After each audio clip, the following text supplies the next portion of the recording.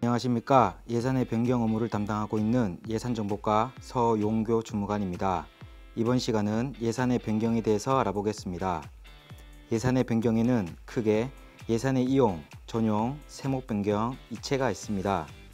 우선 예산의 이용은 정책사업 간의 예산을 상호 융통하여 사용하는 것으로 의회 의결을 통해 확정할 수 있으며 실제 사용 빈도는 제로이며 개념만 알고 계시면 됩니다.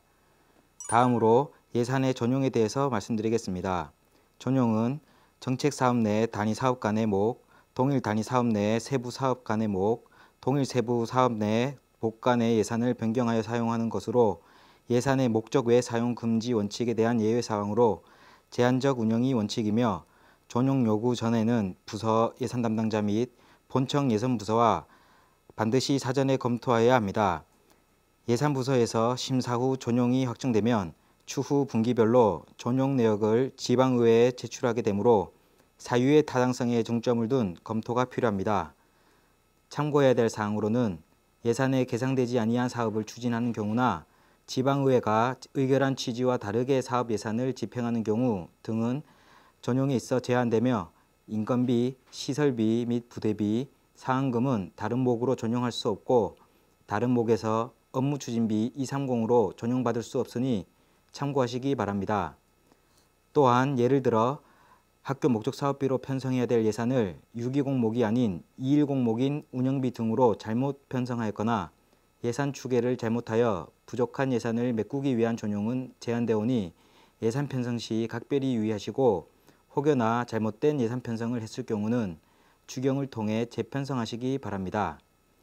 공사립학교 지원을 위해서는 학교 회계 목적 사업비 620 목과 국립학교 지원을 위한 610 목을 구별하여 편성하시고 인건비 110 목, 운영비 210 목, 업무추진비 230 목, 자치단체 등 이전 330 목, 건설비 420 목, 자산취득을 위한 430 목 등으로 구별하여 목의 쓰임에 주의하여 적절히 편성하시기 바랍니다.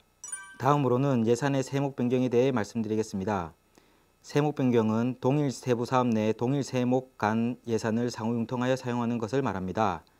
예를 들어 공립학교 지원을 위한 목적 사업비 62003으로 예산을 편성하였으나 공모 등을 통해 사립학교 지원이 더 필요할 경우 사립학교 지원을 위한 목적 사업비인 62010으로 세목 변경하여 예산 집행하는 것이며 예산 사용에 융통성을 부여하는 것입니다.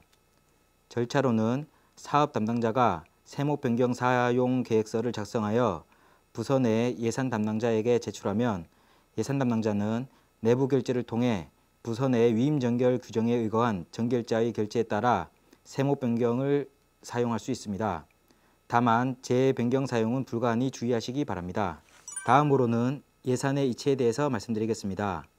예산 이체는 회계연도 중 예산 편성 시 고려하지 못한 기구, 직제 또는 정원에 관한 법령이나 조례의 제정, 개정 또는 폐지로 인하여 관계기관 사이에 직무 권한 기타의 변동이 있을 때 그 예산을 이체하여 사용하는 것으로 쉽게 말해 주로 조직 개편 또는 업무 이관이 있을 경우 예산을 이체하게 됩니다.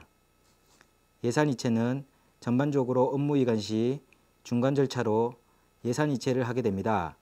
업무 이관 시 예산의 이체 업무와 과제 카드 인계 인수 업무의 상호적 연계가 필요하므로 예산 담당자와 과제 카드 담당자가 함께 협의하여 추진해야 합니다. 절차로는 먼저 신부서인 예산 이체 받을 부서에서 인수받을 과제 카드를 먼저 등록하고 구부서인 예산 이체할 부서에서 세출 예산 이체 인계할 문서를 정리한 후 과제 카드 종료 및 인계를 하여 신부서에서 과제 카드를 인수하면 됩니다. 예산 이체 시 해당 조직의 해당 세부 사업 내 단위 과제 카드의 원인행위 잔액 한도 내에서 이체하며 예산 현액으로 관리하게 된다는 점에 유의하시기 바랍니다.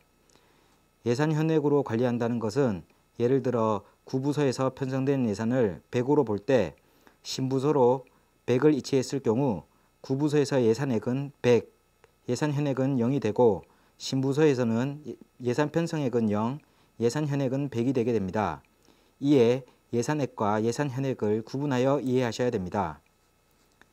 지원청 직속기관 내에서의 이체는 변경 구분이 이체가 아닌 단위 가족 카드 변경으로 진행되며 절차 및 주의사항은 이체와 같고 본청 예산부서의 확정이 불필요하며 기간 내 결제에 따라 진행하시면 됩니다.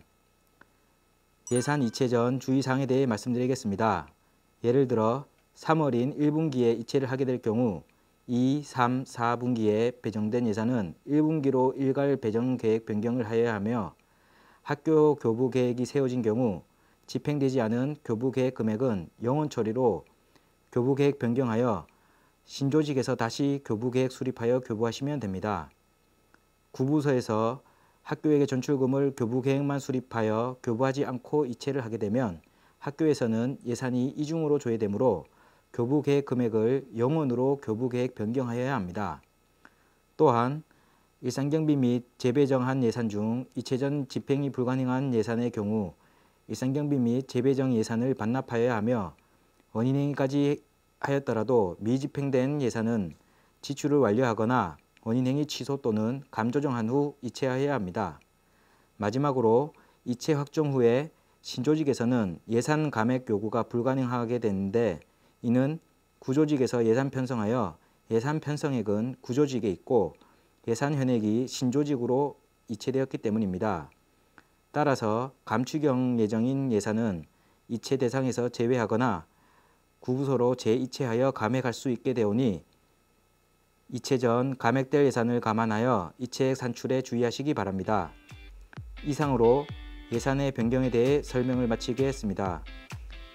매뉴얼을 천천히 살펴봐 주시고 책자의 115페이지, 119페이지에 K-에듀파인 사용 설명서도 있으니 참고하셔서 많은 도움이 됐으면 좋겠습니다. 감사합니다.